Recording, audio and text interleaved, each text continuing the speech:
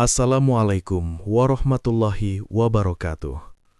Selamat datang di channel Sunyi Memanggil, tempat di mana kisah-kisah yang terkubur kembali bangkit dalam kegelapan malam. Sebelum cerita dimulai, pastikan kalian sudah menekan tombol like, tulis komentar kalian di bawah tentang kejadian paling menyeramkan yang pernah kalian alami. Dan jangan lupa subscribe channel Sunyi Memanggil, agar kalian tidak ketinggalan cerita-cerita horor yang akan terus memanggil kalian setiap malam. Karena malam ini, sunyi, tidak lagi sepi. Di sebuah gang kecil di Tegal, ada seorang pedagang tahu aci yang dagangannya tidak pernah habis. Setiap malam gerobaknya selalu ramai pembeli, bahkan sampai lewat tengah malam. Tapi ada satu hal yang membuat warga mulai curiga. Beberapa orang yang pulang larut malam sering mendengar suara orang memesan tahu aci di depan gerobaknya. Masalahnya, saat mereka menoleh tidak ada siapa-siapa di sana. Dan yang lebih mengerikan lagi, setiap beberapa bulan sekali, satu orang dari kampung itu tiba-tiba menghilang tanpa jejak. Sampai suatu malam, seorang pemuda bernama Raka memutuskan mengintip apa yang sebenarnya terjadi di balik gerobak tahu aci itu. Dan apa yang ia lihat malam itu bukan pembeli biasa, melainkan sesuatu yang tidak seharusnya makan makanan manusia. Di sebuah sudut kota kecil di Tegal, terdapat gang sempit yang setiap sore berubah menjadi tempat berkumpul warga. Anak-anak berlarian mengejar bola plastik. Ibu-ibu duduk di kursi bambu sambil berbincang, sementara aroma gorengan sering melayang di udara seperti undangan tak terlihat. Di ujung gang itu berdiri sebuah gerobak tahu aci tua berwarna merah pudar. Catnya terkelupas di beberapa bagian, kayunya tampak kusam dimakan usia. Namun anehnya, justru dari gerobak sederhana itulah muncul aroma yang mampu membuat siapa saja menoleh. Gerobak itu milik seorang pedagang bernama Pak Sastro. Pria itu berusia sekitar 50 tahun. Tubuhnya kurus, wajahnya penuh garis halus seperti tanah sawah yang retak di musim kemarau. Sorot matanya tenang, tetapi sering terlihat kosong, seolah pikirannya sedang berjalan jauh ke tempat yang tak diketahui orang lain. Setiap sore menjelang maghrib, Pak Sastro mulai mendorong gerobaknya keluar dari rumah kecilnya yang terletak di pinggir kampung. Roda kayu gerobak berdecit pelan, suaranya seperti pintu tua yang lama tidak dibuka. Namun begitu sampai di ujung gang, suasana langsung berubah. Pembeli berdatangan tanpa perlu dipanggil. "Pak, 2 bungkus. Tambah sambelnya ya. Buat dibungkus 3. Suara permintaan bersahutan seperti riuh pasar kecil. Tahu aci buatan Pak Sastro memang terkenal berbeda. Kulit luarnya garing seperti daun kering yang diremas, tetapi bagian dalamnya lembut dan hangat. Saat digigit, rasa gurihnya menyebar cepat di lidah, seperti hujan pertama yang menyentuh tanah setelah kemarau panjang. Tidak heran jika dagangannya selalu habis. Bahkan seringkali sebelum azan Isya berkumandang, gerobaknya sudah kosong. Hal itu sebenarnya sudah berlangsung cukup lama. Awalnya warga hanya menganggap Pak Sastro memang pandai membuat makanan enak. Namun semakin hari, semakin banyak hal aneh yang mulai diperhatikan. Yang pertama adalah jumlah dagangannya. Tidak pernah ada yang benar-benar tahu berapa banyak tahu yang ia bawa. Gerobak itu terlihat kecil, tetapi tahu aci yang keluar darinya seperti tidak pernah habis. Setiap kali pembeli datang, Pak Sastro selalu mampu mengambil lagi dari dalam wajan. Seolah isi gerobaknya memiliki ruang lebih luas dari yang terlihat. Hal kedua yang membuat warga mulai merasa ganjil adalah waktu jualannya. Kebanyakan pedagang di kampung itu berhenti sebelum malam terlalu larut. Namun Pak Sastro sering masih terlihat berdiri di dekat gerobaknya hingga lewat tengah malam. Lampu minyak kecil tergantung di sisi gerobak, cahayanya kuning redup. Dari kejauhan, gerobak itu tampak seperti titik cahaya sendirian di tengah gelap, seperti kunang-kunang yang tersesat. Yang paling aneh justru terjadi setelah pukul 11 malam. Beberapa warga yang kebetulan lewat sering mendengar suara orang berbicara di sekitar gerobak.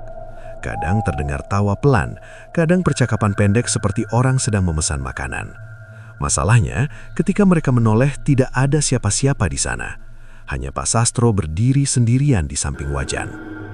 Pernah suatu malam seorang pemuda bernama Raka pulang dari rumah temannya.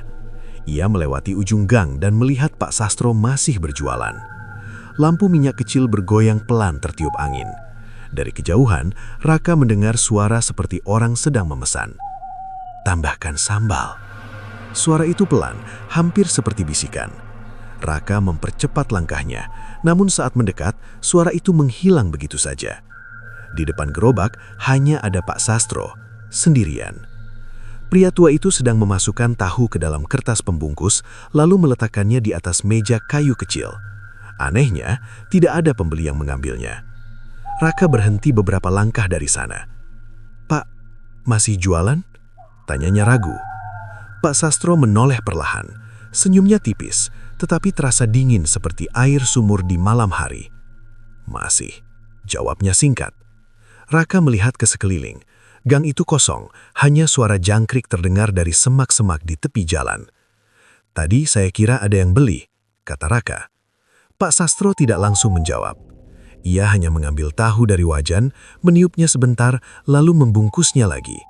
Gerakannya tenang, terlalu tenang, seperti seseorang yang sudah sangat terbiasa melakukan sesuatu yang sama setiap malam. Beberapa detik kemudian, Pak Sastro berkata pelan, "Memang ada yang beli." Raka mengerutkan kening. "Di mana?" Pak Sastro tidak menunjuk siapapun. Ia hanya melirik sebentar ke arah pohon asem besar di ujung gang. Pohon itu sudah sangat tua, batangnya besar dan berlekuk seperti tubuh raksasa yang membeku.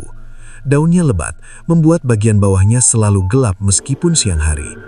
Di malam hari, tempat itu tampak seperti lubang hitam di tengah jalan, seperti kunang-kunang yang tersesat. Raka tertawa kecil, mencoba menghilangkan rasa aneh yang tiba-tiba merayap di punggungnya. "Ah, mungkin saya salah dengar." Pak Sastro tidak tertawa. Ia kembali menggoreng tahu dengan tenang. Minyak di wajan berdesis perlahan, suaranya seperti bisikan kecil yang terus berulang. Raka kemudian pamit dan melanjutkan perjalanan pulang. Namun sepanjang jalan, kata-kata Pak Sastro terus terngiang di kepalanya. Memang ada yang beli. Malam berikutnya, rasa penasaran mulai tumbuh dalam pikirannya. Perasaan itu seperti benih kecil yang jatuh di tanah lembab, diam tetapi perlahan tumbuh. Dan tanpa disadari, Raka dan keputusannya untuk mencari tahu tentang gerobak tahu aci itu akan membuka sesuatu yang selama ini tersembunyi di kampung mereka. Sesuatu yang tidak pernah benar-benar pergi, sesuatu yang selalu datang setiap tengah malam. Sejak malam ketika Pak Sastro menunjuk pohon asem tua di ujung gang, pikiran Raka tidak lagi tenang. Rasa penasaran itu seperti batu kecil yang jatuh ke dalam sumur. Mungkin terlihat sepele, tetapi gema suaranya terus memantul di dalam kepala. Siang hari kampung itu tampak biasa saja. Matahari menyinari jalan tanah, anak-anak kembali bermain, ibu-ibu menjemur pakaian, dan aroma dapur menyebar dari rumah ke rumah. Kehidupan berjalan seperti air sungai yang tenang. Namun bagi Raka, suasana kampung kini terasa berbeda. Ia mulai memperhatikan banyak hal yang sebelumnya tidak pernah ia pedulikan. Gerobak tahu aci Pak Sastro misalnya. Setiap sore gerobak itu selalu muncul tepat pada waktu yang hampir sama. Pak Sastro mendorongnya perlahan dari arah rumah kecil di pinggir kampung. Langkahnya stabil, wajahnya datar, seperti seseorang yang menjalankan rutinitas lama tanpa perlu berpikir lagi. Raka pernah memperhatikan dari kejauhan. Gerobak itu tampak sederhana, kotak kayu, wajan besar, kompor minyak, dan beberapa wadah bumbu. Tidak ada sesuatu yang terlihat istimewa. Namun ada satu hal yang membuat Raka merasa aneh. Saat Pak Sastro membuka tutup kayu di bagian dalam gerobak, ruangnya terlihat jauh lebih dalam dari yang seharusnya. Seperti tas kecil yang ternyata mampu menyimpan terlalu banyak barang. Awalnya Raka menganggap mungkin hanya perasaannya saja. Tapi semakin lama ia mengamati, semakin sulit mengabaikan kejanggalan itu. Sore itu Raka sengaja membeli 1 bungkus tahu aci. "Seperti biasa, Pak," katanya santai. Pak Sastro mengangguk pelan. Tangannya bergerak cekatan mengambil tahu dari wajan. Minyak panas memercik kecil. bunyinya seperti hujan tipis yang jatuh di atap seng. Aroma gorengan langsung menyebar. Raka memperhatikan setiap gerakan pria tua itu. Saat Pak Sastro membuka bagian dalam gerobak, Raka sempat melirik ke dalam. Di sana terlihat beberapa nampan tahu mentah yang tertata rapi. Namun jumlahnya terasa aneh. Terlalu banyak untuk ukuran gerobak sekecil itu. "Ini," kata Pak Sastro sambil menyerahkan bungkusan. Raka menerimanya. Tahu aci masih panas. Uapnya naik perlahan seperti nafas kecil di udara sore. Ia menggigit sedikit. Rasanya memang enak. Gurih, renyah dengan sambal pedas yang menggigit ujung lidah. Sensasinya seperti percikan api kecil yang cepat menyebar. Namun anehnya, ada rasa lain yang sulit dijelaskan. Bukan pahit, bukan juga asam. Sesuatu yang samar, seperti aroma logam yang tertinggal di ujung lidah. Raka menelan pelan. "Ramai terus ya, Pak?" katanya mencoba memancing percakapan. Pak Sastro hanya mengangguk. "Rezeki," jawabnya pendek. Jawaban itu terdengar biasa, tetapi nada suaranya datar seperti air kolam tanpa riak. Raka tidak bertanya lagi. Ia berjalan menjauh sambil terus memikirkan banyak hal. Namun yang paling mengganggu pikirannya tetap satu, suara orang yang memesan tahu aci di malam hari.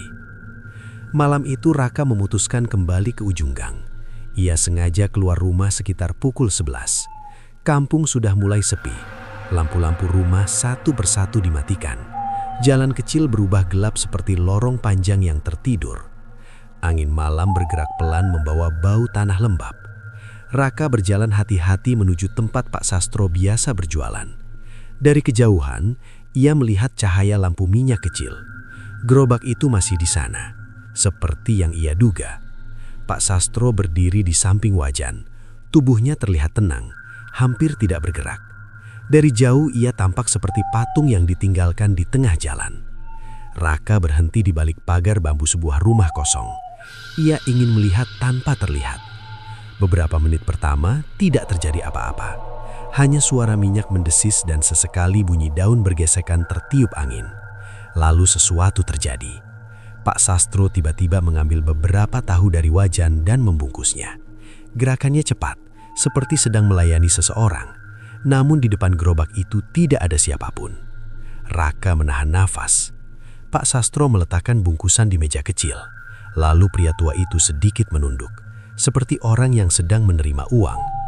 Raka merasakan bulu kuduknya perlahan berdiri. Pemandangan itu terasa seperti menonton sandiwara tanpa pemeran kedua. Gerakan ada, percakapan ada, tetapi sosok pembeli tidak terlihat. Beberapa detik kemudian terdengar suara. Pelan, sangat pelan. "Tambah sambal." Raka membeku. Suara itu datang dari arah depan gerobak, namun tidak ada siapapun di sana. Pak Sastro mengangguk pelan. "Baik," katanya. Ia membuka wadah sambal dan menambahkan sedikit ke dalam bungkusan. Lalu ia mendorongnya sedikit ke depan meja, seolah seseorang sedang mengambilnya. Raka menelan ludah. Jantungnya berdetak seperti drum kecil yang dipukul tanpa henti. Angin malam tiba-tiba berhembus lebih dingin. Daun pohon asem besar di ujung gang bergoyang pelan. Bayangannya bergerak di tanah seperti tangan hitam yang merayap. Saat itulah Raka melihat sesuatu. Di bawah pohon asem itu, ada bayangan tinggi berdiri diam. Bentuknya samar, seperti kabut yang mencoba menyerupai manusia. Raka mengedipkan mata. Bayangan itu masih ada, tidak bergerak, namun perlahan-lahan semakin jelas. Dan pada saat itu juga, Pak Sastro menoleh ke arah pohon tersebut. Wajahnya tidak terlihat takut, tidak juga terkejut. Sebaliknya, ekspresinya seperti seseorang yang sedang menyambut tamu lama. Ia mengambil satu bungkusan tahu lagi, lalu berkata pelan, "Yang ini untukmu." Raka merasakan sesuatu yang dingin merayap di punggungnya. Perasaan itu seperti air es yang mengalir perlahan di sepanjang tulang belakang. Karena pada detik berikutnya, bayangan di bawah pohon asem mulai bergerak mendekati gerobak. Raka berdiri kaku di balik pagar bambu. Dadanya terasa berat, seperti ada batu besar menekan napasnya. Malam itu sunyi, begitu sunyi, sampai bunyi detak jantungnya sendiri terasa seperti gema di ruang kosong. Di depan gerobak, Pak Sastro tetap tenang. Tangannya memegang bungkusan tahu aci yang masih mengepul. Uap panasnya melayang perlahan di udara dingin, seperti napas kecil yang mencoba hidup di tengah malam. Beberapa langkah dari sana, bayangan tinggi yang tadi berdiri di bawah pohon asem mulai mendekat. Gerakannya lambat, tidak terburu-buru, namun langkahnya terasa aneh, seperti seseorang yang berjalan di atas tanah yang tidak benar-benar ia sentuh. Raka memicingkan mata, mencoba melihat lebih jelas. Lampu minyak kecil di sisi gerobak memberi sedikit cahaya. Warna kuning redup itu membuat bayangan di sekitar tampak panjang dan goyah, seperti lukisan yang bergerak perlahan. Saat sosok itu semakin dekat, bentuknya mulai terlihat. Tubuhnya tinggi kurus, kepalanya sedikit menunduk. Pakaiannya seperti kain panjang berwarna gelap yang menggantung sampai hampir menyentuh tanah. Namun ada satu hal yang membuat Raka merinding. Sosok itu tidak memiliki bayangan di tanah. Cahaya lampu minyak tetap menyinari jalan, tetapi di bawah tubuh makhluk itu tidak muncul bayangan apapun, seolah cahaya menolak menyentuhnya. Pak Sastro mengangkat sedikit bungkusan tahu aci. "Sudah lama tidak datang," katanya pelan. Sosok itu berhenti tepat di depan gerobak. Beberapa detik tidak ada suara, hanya desisan minyak dari wajan yang masih panas. Lalu terdengar suara serak, pelan seperti daun kering yang digesek. Ramai malam ini. Raka menahan napas. Suara itu terdengar aneh. Tidak berat seperti suara pria dewasa, tidak juga ringan seperti suara anak kecil. Nadanya seperti dua suara yang bercampur menjadi satu. Pak Sastro mengangguk. Selalu ramai kalau hari mendekati Jumat. Ia mendorong bungkusan tahu sedikit ke depan. Sosok tinggi itu mengangkat tangan. Jari-jarinya panjang, terlalu panjang untuk ukuran manusia biasa. Kulitnya pucat keabu-abuan, seperti batu yang lama terendam air. Perlahan tangan itu mengambil bungkusan tahu. Gerakannya hati-hati, seperti seseorang yang sedang memegang benda yang sangat berharga. Raka merasakan bulu kuduknya berdiri. Pemandangan itu terasa tidak masuk akal. Ia melihat dengan mata sendiri seseorang mengambil makanan, tetapi sosok itu terlihat seperti bayangan yang mencoba berpura-pura menjadi manusia. Makhluk itu membuka kertas pembungkus. Aroma tahu aci langsung menyebar lagi. Namun saat makhluk itu menggigit makanan tersebut, Raka melihat sesuatu yang membuat perutnya terasa mual. Mulutnya terlalu lebar. Bibirnya membuka lebih jauh dari yang seharusnya dimiliki manusia, seperti celah gelap yang tidak memiliki dasar. Makhluk itu mengunyah perlahan. Suara kunyahannya pelan, tetapi terdengar jelas dalam kesunyian malam. Krek, krek, seperti seseorang mematahkan ranting kecil. Pak Sastro memperhatikan dengan tenang. Tidak ada rasa takut di wajahnya. Ekspresinya justru terlihat seperti pedagang yang sedang memastikan pelanggannya puas. "Masih enak?" tanya Pak Sastro. Makhluk itu mengangguk pelan. Gerakannya lambat, seperti boneka kayu yang digerakkan tali. "Lebih kuat." Pak Sastro tersenyum tipis. Senyum itu terlihat aneh dalam cahaya lampu minyak. "Bahan baru," katanya. Makhluk itu mengunyah lagi. Beberapa detik kemudian, ia berhenti. Kepalanya perlahan menoleh, bukan ke arah gerobak, tetapi ke arah tempat Raka bersembunyi. Tubuh Raka langsung membeku. Ia merasa seperti seekor tikus kecil yang tiba-tiba sadar sedang diawasi ular. Makhluk itu tidak bergerak, namun wajahnya sedikit terangkat. Raka tidak bisa melihat jelas matanya karena cahaya lampu terlalu redup, tetapi ia merasakan sesuatu. Perasaan aneh, seperti ada tatapan yang menembus kegelapan dan langsung menemukan dirinya. Pak Sastro memperhatikan perubahan sikap makhluk itu. "Kenapa?" tanya pria tua itu. Makhluk itu tidak menjawab. Ia hanya menatap ke arah pagar bambu tempat Raka berdiri. Beberapa detik berlalu, malam terasa semakin dingin. Angin bergerak perlahan melewati gang, membawa suara daun yang saling bergesekan seperti bisikan rahasia. Raka menahan napas sekuat mungkin. Ia tidak berani bergerak sedikit pun. Jika ia membuat suara kecil saja, mungkin semuanya akan berakhir buruk. Makhluk itu akhirnya kembali menoleh ke arah gerobak. Ia mengambil gigitan terakhir dari tahu aci. Kemudian tangannya yang panjang mengeluarkan sesuatu dari balik kain gelapnya. sebuah uang kertas tua. Warnanya kusam, pinggirnya terlihat rapuh seperti kertas yang sudah terlalu lama disimpan. Makhluk itu meletakkan uang tersebut di meja kayu kecil. Pak Sastro mengambilnya tanpa ragu. Ia melihat sekilas, lalu menyelipkannya ke dalam kotak uang. "Datang lagi besok," kata Pak Sastro. Makhluk itu mengangguk pelan, lalu perlahan berbalik. Gerakannya kembali menuju pohon asem. Gerakannya tetap aneh, seperti bayangan yang berjalan di dalam mimpi. Beberapa detik kemudian, tubuhnya kembali menyatu dengan kegelapan di bawah pohon, dan akhirnya menghilang. Raka masih berdiri diam. Tangannya dingin, keringat tipis muncul di dahinya meskipun udara malam cukup sejuk. Di depan gerobak, Pak Sastro kembali menggoreng tahu seperti tidak terjadi apa-apa. Namun tiba-tiba, pria tua itu berbicara. Suaranya tenang. "Keluar saja." Raka merasa darahnya seperti berhenti mengalir. Pak Sastro tidak menoleh, tetapi ia melanjutkan kalimatnya dengan nada datar. "Tidak perlu sembunyi." Beberapa detik keheningan menggantung di udara. Lalu Pak Sastro menambahkan satu kalimat lagi yang membuat tubuh Raka terasa semakin dingin. "Dari tadi, aku sudah tahu kamu di sana." Ucapan Pak Sastro jatuh di udara seperti batu kecil yang dilempar ke permukaan air tenang. Riaknya langsung terasa di dada Raka. Tubuhnya kaku. Kakinya terasa berat seperti tertanam di tanah. Beberapa detik ia tetap bersembunyi di balik pagar bambu. Harapan kecil masih muncul di pikirannya. Mungkin Pak Sastro hanya menebak. Mungkin pria tua itu sebenarnya tidak benar-benar melihatnya. Namun harapan itu segera hilang. Pak Sastro perlahan menoleh. Cahaya lampu minyak menyentuh sebagian wajahnya. Mata pria itu mengarah tepat ke tempat Raka berdiri. Tidak ragu, tidak salah arah. "Keluar saja," ucapnya lagi dengan suara tenang. Nada suaranya tidak terdengar marah, tidak juga terkejut. Justru terasa datar, seperti seseorang yang sudah mengetahui sesuatu sejak lama. Raka akhirnya melangkah keluar dari balik pagar. Langkahnya pelan, hati-hati, seperti orang yang berjalan di atas lantai rapuh. Jarak antara dirinya dan gerobak semakin dekat. Setiap langkah terasa seperti perjalanan panjang yang penuh rasa tidak nyaman.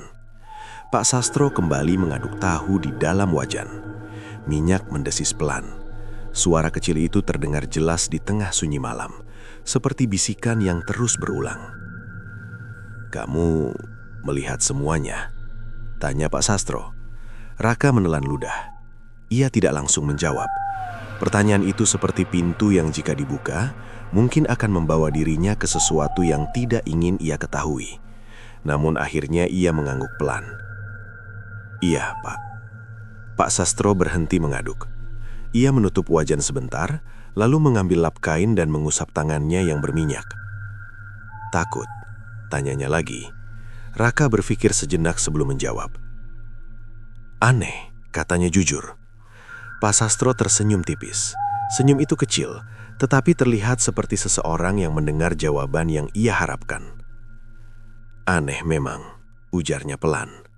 Angin malam lewat di gang sempit itu. Daun pohon asem di ujung jalan bergerak perlahan. Bayangannya di tanah tampak seperti jari-jari panjang yang merayap di atas pasir. Raka berdiri di samping gerobak. Dari jarak dekat ia bisa melihat lebih jelas benda itu. Kuyahnya tua.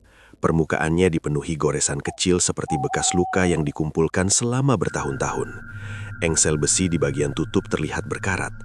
Namun yang paling menarik perhatian Raka tetap bagian dalam gerobak. Ia ingat dengan jelas tadi melihat ruang yang tampak lebih dalam dari seharusnya. Rasa penasaran itu kembali muncul seperti api kecil yang tertiup angin.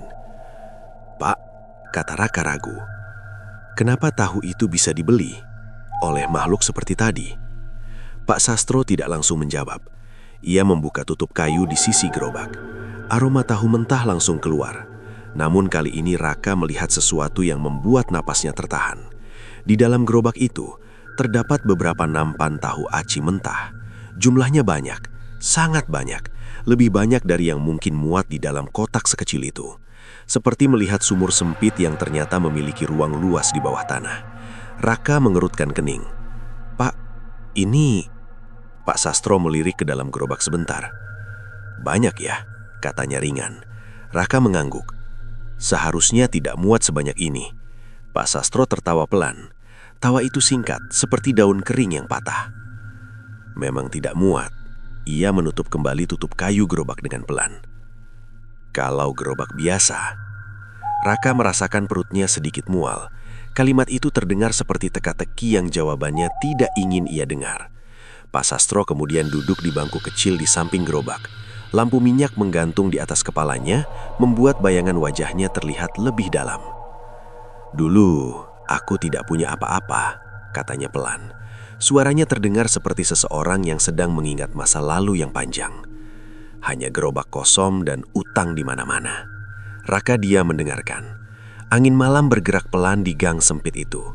Bau minyak goreng bercampur dengan aroma tanah lembab setelah sore tadi sempat turun gerimis. Suatu malam, aku bertemu seseorang di bawah pohon asem itu. Ia menunjuk ke ujung gang. Pohon besar itu berdiri diam seperti penjaga tua yang tidak pernah tidur. Dia memberitahu cara agar daganganku tidak pernah sepi. Raka menatap pria tua itu dengan hati-hati. Makhluk tadi, Pak Sastro menggeleng. Bukan, ia tersenyum kecil. Yang tadi hanya pembeli. Raka merasakan sesuatu yang dingin bergerak perlahan di punggungnya. Jika yang tadi hanya pembeli, berarti ada sesuatu yang lebih besar di balik semua ini. Pak Sastro kembali berdiri. Ia membuka wajan dan memasukkan beberapa tahu ke dalam minyak panas. Desisan minyak terdengar lagi. Suara itu kini terasa berbeda bagi Raka, seperti suara sesuatu yang hidup di dalam kegelapan. Gerobak ini bukan gerobak biasa, kata Pak Sastro. Di dalamnya ada tempat yang terhubung dengan sesuatu yang tidak terlihat. Raka menatap kotak kayu itu lagi. Sekarang gerobak itu terasa seperti peti misterius yang menyimpan rahasia lama. Selama aku terus berjualan, tahu ini tidak akan pernah habis. Raka mencoba mencerna kalimat itu, namun satu pertanyaan muncul di kepalanya. Pertanyaan yang terasa seperti duri kecil di dalam pikiran. "Pak," kata Raka, "kalau tahu itu tidak pernah habis, berarti bahan yang dipakai juga tidak pernah habis." Pak Sastro berhenti mengaduk. Beberapa detik ia hanya menatap minyak panas di dalam wajan. Lalu perlahan ia menoleh ke arah Raka. Senyumnya masih ada, namun kali ini terasa lebih dingin, seperti angin malam yang melewati kuburan tua. "Benar," katanya pelan. Raka menelan ludah. "Lalu bahan itu datang dari mana?" Pak Sastro tidak langsung menjawab. Ia hanya menunjuk sekali lagi ke arah pohon asem besar di ujung gang, lalu berkata dengan suara rendah, "Dari tempat yang sama dengan pembeli-pembeli itu." Malam semakin larut. Gang kecil itu terasa seperti lorong panjang yang perlahan ditelan gelap. Lampu minyak di gerobak Pak Sastro masih menyala, tetapi cahayanya kecil, hanya cukup menerangi lingkaran sempit di sekitar wajan. Raka berdiri tidak jauh dari sana. Pikirannya penuh pertanyaan yang saling bertabrakan seperti ombak kecil di pantai berbatu. Ucapan Pak Sastro sebelumnya masih terngiang jelas. Bahan itu datang dari tempat yang sama dengan pembeli-pembeli itu. Kalimat itu sederhana, tetapi rasanya seperti pintu yang membuka ruang dingin di dalam kepala Raka. Ia menoleh ke arah pohon asem besar di ujung gang. Batangnya tinggi dan kasar. Permukaannya dipenuhi lekukan tua seperti kulit makhluk purba. Dahan-dahannya melebar ke segala arah, membuat bayangan gelap yang menutup sebagian jalan. Di malam hari, pohon itu tampak seperti sosok raksasa yang berdiri diam, mengawasi kampung tanpa berkedip. Raka kembali menatap Pak Sastro. "Pak, maksudnya apa?" Pak Sastro tidak langsung menjawab. Ia mengambil beberapa tahu aci dari wajan, meletakkannya di atas nampan logam. Uap panas naik perlahan seperti kabut tipis di udara dingin. Gerakannya tetap santai, seolah pembicaraan tentang hal aneh ini sama biasa dengan membicarakan cuaca. Beberapa saat kemudian ia berkata pelan, "Semua ini dimulai 15 tahun lalu." Raka mendengarkan tanpa menyela.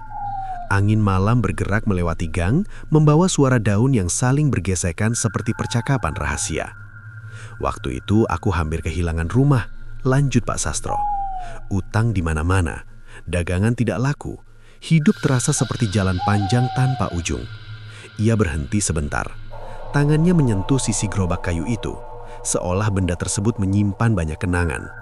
Suatu malam aku duduk sendirian di bawah pohon asem itu, katanya sambil menunjuk lagi ke ujung gang. Malam sangat gelap, bahkan bintang terlihat samar. Raka membayangkan suasana itu. Pohon besar, angin malam, seseorang duduk sendirian dengan pikiran penuh masalah. Seperti orang yang berdiri di tepi jurang tanpa tahu harus melangkah kemana. Lalu aku mendengar suara, kata Pak Sastro. Raka mengangkat sedikit alisnya. Suara apa? Pak Sastro tersenyum kecil. Suara yang tidak datang dari manusia. Jawaban itu membuat udara terasa sedikit lebih dingin. Pak Sastro melanjutkan ceritanya. Awalnya hanya bisikan, pelan seperti daun kering yang terseret angin. Ia menatap pohon asem sejenak. Suara itu menawarkan sesuatu. Raka sudah bisa menebak kemana arah cerita ini. Tawaran. Pak Sastro mengangguk. Dagangan yang tidak pernah sepi. Ia mengetuk pelan sisi gerobak dengan jarinya. Gerobak yang selalu penuh. Raka merasakan jantungnya berdetak lebih cepat. Dengan syarat? Tanyanya. Pak Sastro tertawa kecil. Setiap tawaran besar selalu punya harga. Ia kembali berdiri di dekat wajan. Minyak panas memantulkan cahaya lampu seperti permukaan air yang berkilau. Awalnya aku pikir hanya cerita kosong, namun suara itu menunjukkan sesuatu. Raka memperhatikan wajah pria tua itu dengan serius. Apa? Pak Sastro membuka tutup kayu gerobak sekali lagi, namun kali ini ia tidak menunjukkan nampan tahu. Ia mengangkat papan kecil di bagian dasar kotak. Di bawahnya terlihat ruang gelap, sangat gelap, seperti lubang yang tidak memiliki dasar. Raka mencondongkan tubuh sedikit. Ia mencoba melihat lebih jelas. Namun bagian dalamnya seperti menelan cahaya lampu.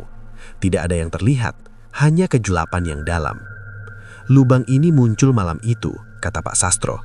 Suara di bawah pohon menyuruhku membuat gerobak seperti ini. Raka menelan ludah. Untuk apa? Pak Sastro menutup kembali papan itu dengan tenang. Sebagai jalan. Jalan? Ulang Raka. Pak Sastro mengangguk. Jalan bagi mereka. Ia menunjuk lagi ke arah pohon asem. Mereka yang datang membeli tahu aci. Raka merasakan sesuatu seperti arus listrik kecil di kulitnya. Makhluk tadi. Pak Sastro menghela napas pelan. Bukan hanya dia. Ia melihat ke sepanjang gang yang gelap. Masih banyak. Beberapa detik suasana kembali sunyi. Jangkrik terdengar dari semak-semak seperti alat musik kecil yang tidak pernah berhenti berbunyi. Raka mencoba memahami semuanya. Gerobak aneh, lubang gelap di dalamnya, pembeli yang bukan manusia. Namun satu pertanyaan penting masih belum terjawab. Pak, kalau mereka hanya membeli makanan, Raka berhenti sebentar sebelum melanjutkan. Kenapa harus ada perjanjian? Pak Sastro memandang wajan sebentar. Minyak panas terus desis seperti suara hujan kecil. Lalu ia menoleh kepada Raka. Senyumnya kembali muncul. Namun kali ini terasa lebih berat. Seperti seseorang yang akhirnya harus mengatakan sesuatu yang lama disembunyikan. Mereka tidak hanya membeli, katanya pelan. Raka menatapnya tanpa berkedip. Lalu, Pak Sastro meraih kotak uang kecil di sisi gerobak. Ia membuka tutupnya. Di dalamnya terlihat beberapa lembar uang kertas lama. Warnanya kusam, pinggirnya hampir rapuh. Pak Sastro mengambil satu lembar lalu menunjukkannya pada Raka. Ini yang mereka bayar. Raka memperhatikan uang itu. Modelnya sangat tua, seperti uang yang sudah tidak digunakan sejak puluhan tahun lalu. Uang ini tidak bisa dipakai di mana-mana, namun ada yang menukarnya. Raka merasa perutnya mengencang. Siapa? Pak Sastro tersenyum tipis.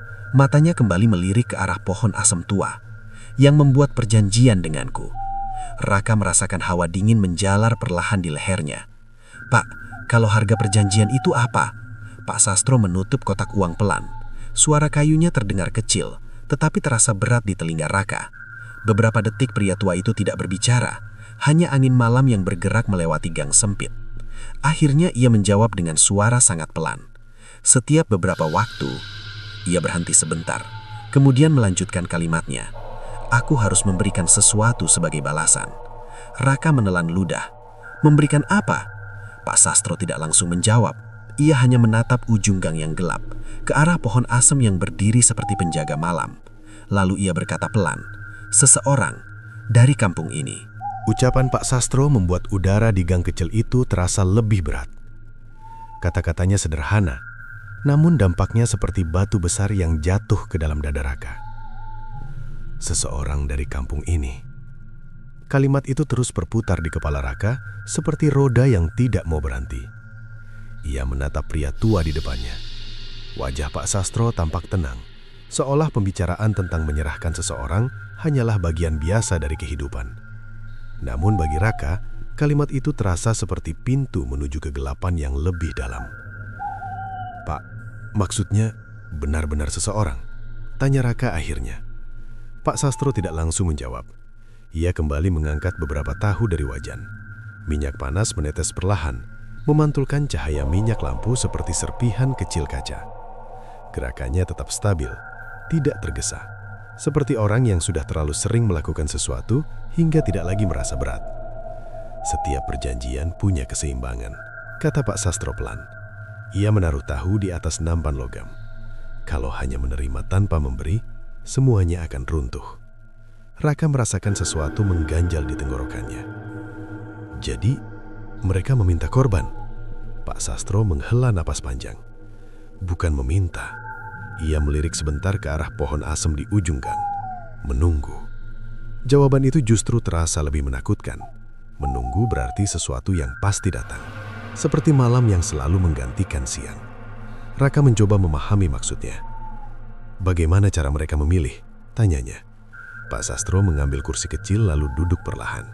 Cahaya minyak lampu membuat bayangan wajahnya jatuh panjang di tanah.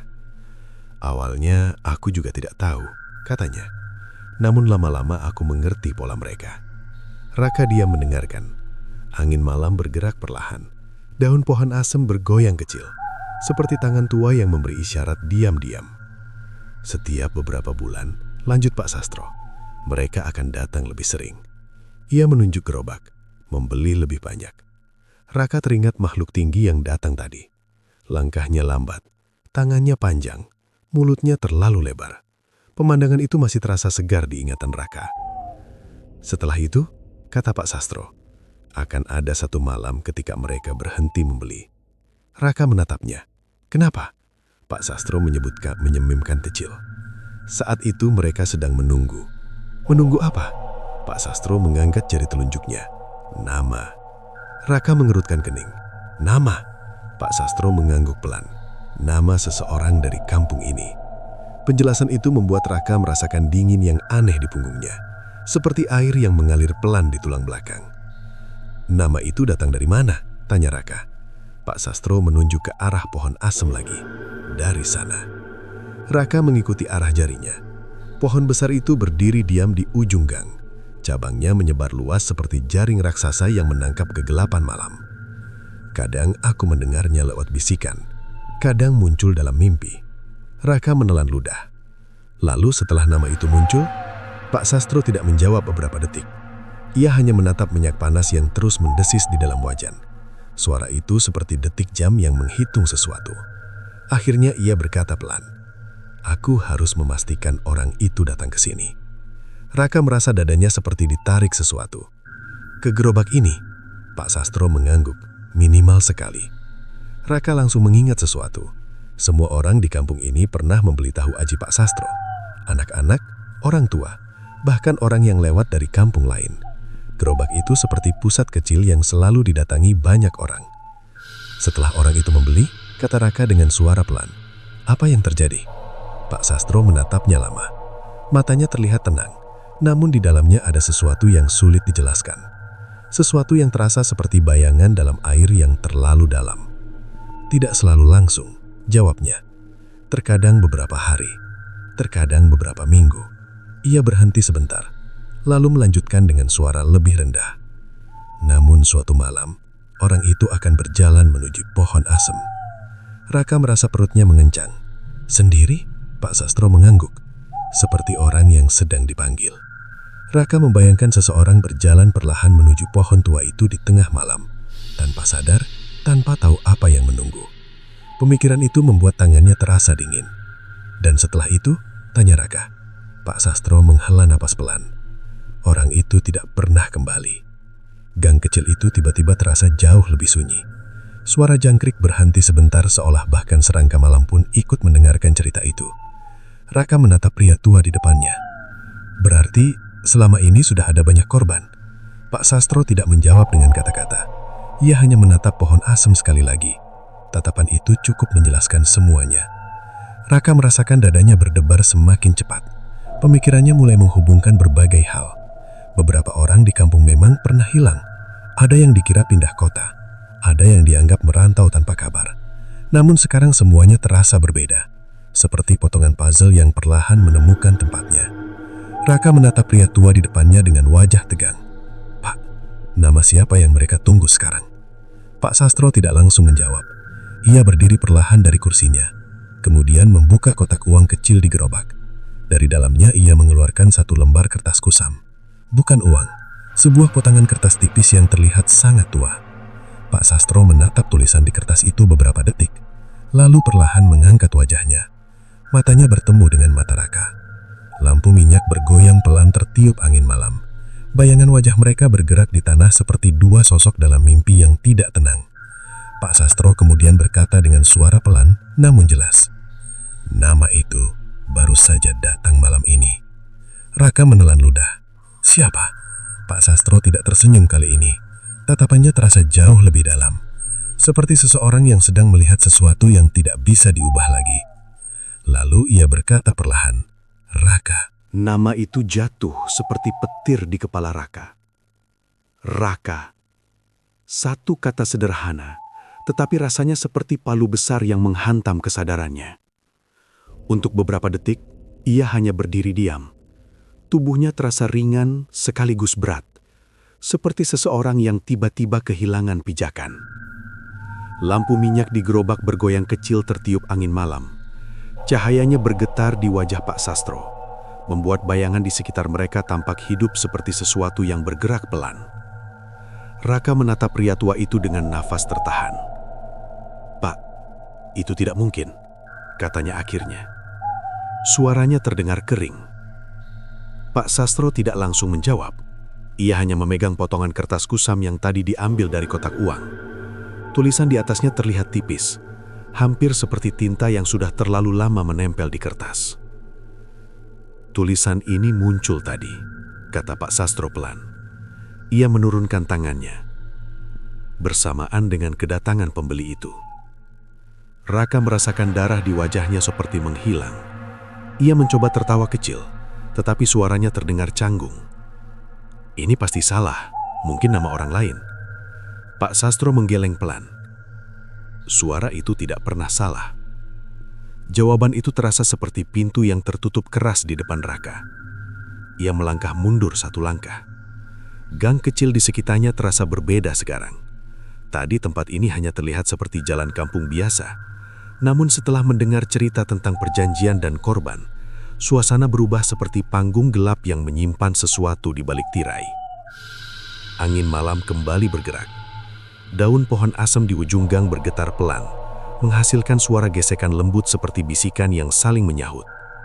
Raka menoleh ke arah pohon itu. Batangnya tampak lebih besar dari sebelumnya. Cabang-cabangnya menyebar seperti tangan panjang yang mencoba meraih kegelapan. Tiba-tiba Raka merasakan sesuatu yang aneh. Perasaan halus, hampir tidak terlihat. Seperti benang tipis yang menariknya perlahan. Ia menggelengkan kepala.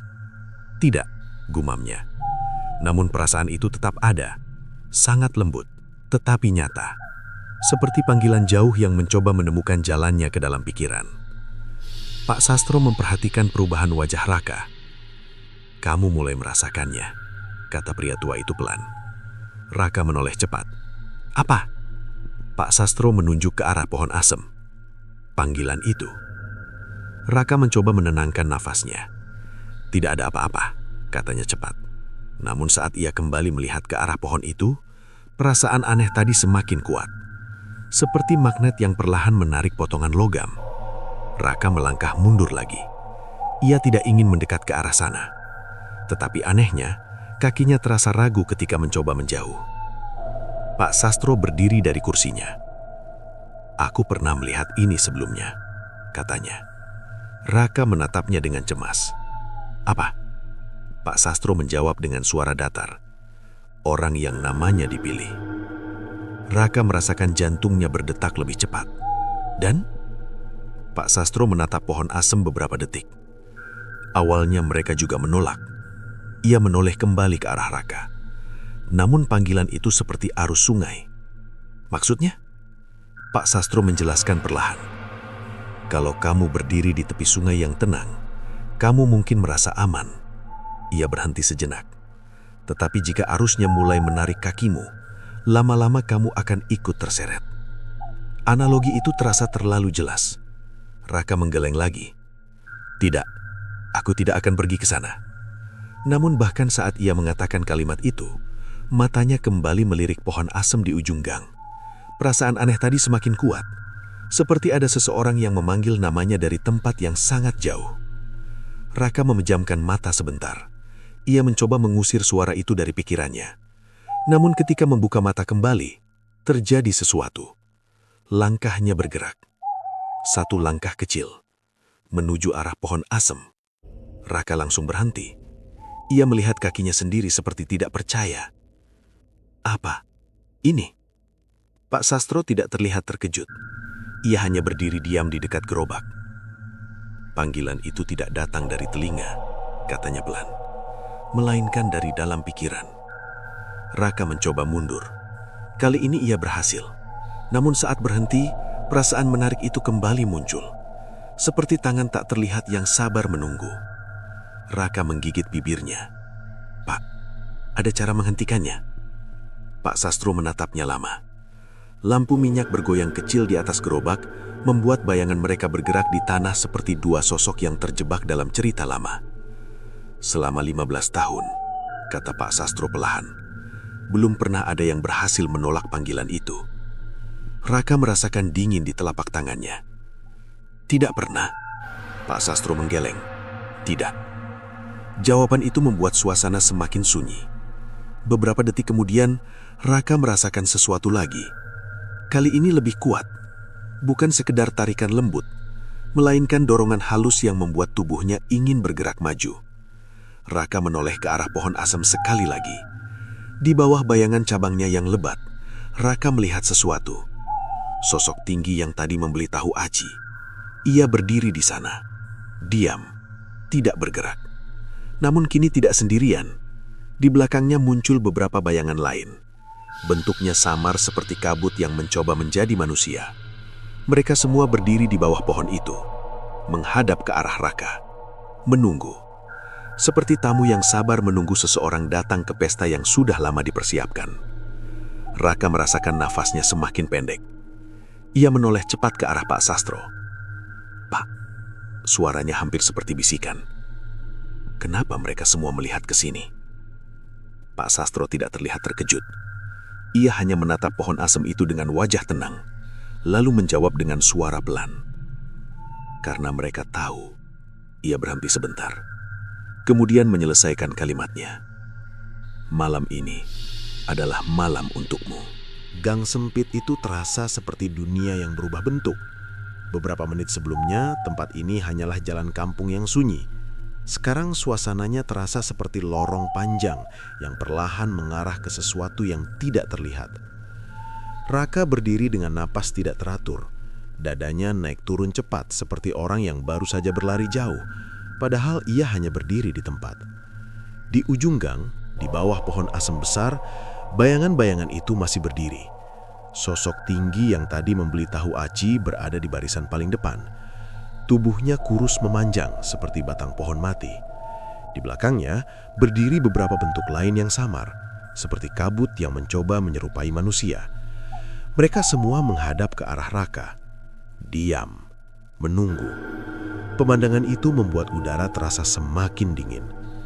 Raka mencoba mengalihkan pandangannya. Ia menatap tanah, lalu melihat gerobak tahu aci di dekat Pak Sastro. Namun perasaan aneh yang menarik dirinya tetap ada. Seperti arus sungai yang tidak terlihat, tetapi perlahan menggeser posisi seseorang tanpa ia sadari. Raka menggerakkan kakinya, satu langkah kecil, menuju pohon. Ia langsung berhenti. Jantungnya berdetak keras. Tidak, gumamnya pelan. Namun kakinya terasa seperti memiliki kehendak sendiri. Pak Sastro masih berdiri di dekat gerobak. Wajahnya diterani lampu minyak yang bergoyang pelan. Sorot matanya tenang, seperti seseorang yang sudah melihat kejadian ini berkali-kali. Kamu merasakannya semakin kuat, bukan? Katanya pelan. Raka menoleh cepat. Apa ini sebenarnya? Tanya Raka dengan suara hampir putus. Pak Sastro menatap pohon asam beberapa detik sebelum menjawab. Panggilan itu seperti benih. Ia menunjuk ke arah kepala Raka. Begitu masuk ke pikiran seseorang, ia akan tumbuh perlahan. Raka menggenggam tangannya sendiri. Ia mencoba menahan dorongan yang membuat tubuhnya ingin bergerak ke depan. Namun setiap detik perasaan itu semakin jelas. Seperti magnet yang perlahan menarik paku kecil dari jarak jauh. Raka memaksa dirinya mundur satu langkah. Ia berhasil, namun saat berhenti, pikirannya kembali dipenuhi bayangan pohon asem itu. Cabangnya yang lebar, batangnya yang besar, kegelapan yang menggantung di bawah daunnya. Bayangan-bayangan yang menunggu di sana. Semua itu terasa seperti panggilan yang terus diulang di dalam kepala. Raka menggeleng keras. Ini tidak nyata, katanya mencoba meyakinkan diri sendiri. Pak Sastro tidak membantah. Ia hanya berkata pelan. Semua orang yang dipanggil juga berkata begitu. Kalimat itu membuat dada Raka semakin sesak. Ia menoleh lagi ke arah pohon. Sosok tinggi tadi masih berdiri di sana. Namun kini, sesuatu berubah. Makhluk itu perlahan mengangkat tangannya.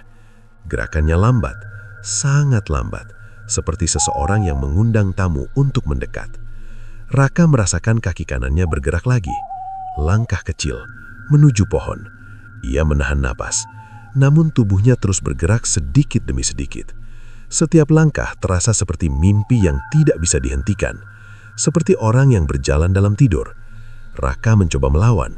Ia menekan kakinya ke tanah. Tetapi dorongan itu lebih kuat dari yang ia kira. Pak, tolong, katanya dengan suara gemetar. Pak Sastro menatapnya. Wajah pria tua itu tampak lelah, seperti seseorang yang telah melihat terlalu banyak akhir dari cerita yang sama. Aku tidak bisa menghentikannya, jawabnya pelan. Raka merasakan sesuatu runtuh di dalam dirinya. Ia menoleh kembali ke arah pohon. Sekarang jaraknya terasa lebih dekat. Padahal ia tidak sadar sudah melangkah beberapa meter. Bayangan pohon itu semakin besar. Cabangnya seperti tangan raksasa yang siap menelan apapun yang mendekat. Raka melihat sesuatu di bawah pohon. Selain sosok tinggi tadi, kini lebih banyak bayangan muncul. Puluhan, mungkin lebih. Mereka berdiri rapat seperti penonton yang menunggu pertunjukan dimulai. Tidak ada suara dari mereka. Tidak ada gerakan. Hanya tatapan diam yang tertuju pada satu orang, Raka. Raka merasakan hawa dingin merambat di kulitnya. Ia ingin berlari, namun tubuhnya tidak mau menurut. Langkahnya terus bergerak pelan. Satu langkah lagi, lalu satu langkah lagi. Tanah di sekitar pohon terlihat lebih gelap, seperti warna tanah yang terlalu lama terkena air, atau sesuatu yang lain. Raka berhenti beberapa meter dari batang pohon. Ia menatap ke atas. Cabang-cabang besar membentuk atap alami yang menutup sebagian langit. Bintang hampir tidak terlihat dari bawah sana. Suasana terasa seperti berada di dalam ruang tertutup yang sunyi. Sosok tinggi itu kini berdiri tepat di depannya. Jarak mereka hanya beberapa langkah. Makhluk itu menundukkan kepalanya sedikit. Gerakannya hampir terlihat seperti salam. Raka merasakan napasnya semakin pendek. "Kenapa aku?" bisiknya. Makhluk itu tidak menjawab. Namun dari belakangnya bayangan-bayangan lain mulai bergerak perlahan, seperti kabut yang hidup. Mereka mengelilingi area di bawah pohon, membentuk lingkaran besar. Raka menyadari sesuatu yang membuat perutnya terasa kosong. Ia berdiri tepat di tengah lingkaran itu, seperti seseorang yang tanpa sadar telah masuk ke dalam perangkap. Makhluk tinggi di depannya mengangkat tangannya lagi. Jarinya yang panjang menunjuk ke arah tanah di dekat akar pohon. Di sana terlihat sesuatu, lubang gelap, sangat gelap, seperti mulut bumi yang terbuka. Raka merasakan sesuatu di dalam kepalanya, bisikan halus, sangat pelan, namun jelas. Suara itu tidak datang dari telinganya, melainkan langsung muncul di dalam pikirannya. Masuk. Raka menggeleng keras, namun bisikan itu kembali, lebih kuat. Masuk. Raka menoleh ke belakang dengan panik. Ia melihat Pak Sastro masih berdiri di dekat gerobak. Lampu minyak kecil masih menyala di sana, seperti titik cahaya terakhir di dunia yang perlahan tenggelam dalam kegelapan. Raka berteriak dengan suara penuh putus asa. "Pak Sastro!" Pria tua itu tidak bergerak, namun dari jarak jauh ia berkata pelan. Kalimat itu membuat dada Raka semakin dingin. "Maafkan aku." Ia berhenti sejenak, lalu melanjutkan dengan suara rendah. "Karena kalau bukan kamu." Lampu minyak bergoyang pelan tertiup angin. Bayangan pohon asem bergerak di tanah seperti sesuatu yang hidup. Dan Pak Sastro menyelesaikan kalimatnya. "Maka mereka akan mengambil anakku." Kata-kata Pak Sastro menggantung di udara malam seperti kabut yang sulit hilang. "Maka mereka akan mengambil anakku." Kalimat itu terdengar pelan, tetapi dampaknya terasa seperti batu besar yang dijatuhkan ke dalam pikiran Raka. Segala sesuatu yang terjadi malam ini tiba-tiba terasa lebih berat. Raka berdiri di bawah pohon asem tua. Bayangan cabangnya menutupi sebagian langit, membuat dunia di sekeliling terasa seperti ruang tertutup yang dipenuhi napas dingin. Di depannya, makhluk tinggi itu masih berdiri. Tubuhnya kurus, tangannya panjang, wajahnya samar seperti bentuk yang dibuat dari kabut. Di sekeliling mereka, bayangan-bayangan lain tetap mengelilingi lingkaran. Diam seperti penonton yang tidak sabar menunggu akhir pertunjukan. Raka menatap Pak Sastro yang berdiri jauh di ujung gang. Lampu minyak kecil di dekat gerobak masih menyala, tetapi cahayanya tampak semakin redup. Dari jarak ini, pria tua itu terlihat seperti sosok kecil yang berdiri di tepi cerita yang sudah ia ciptakan sendiri. Raka menarik napas panjang. Dadanya terasa sesak. "Jadi, aku hanya pengganti?" tanya Raka dengan suara serak.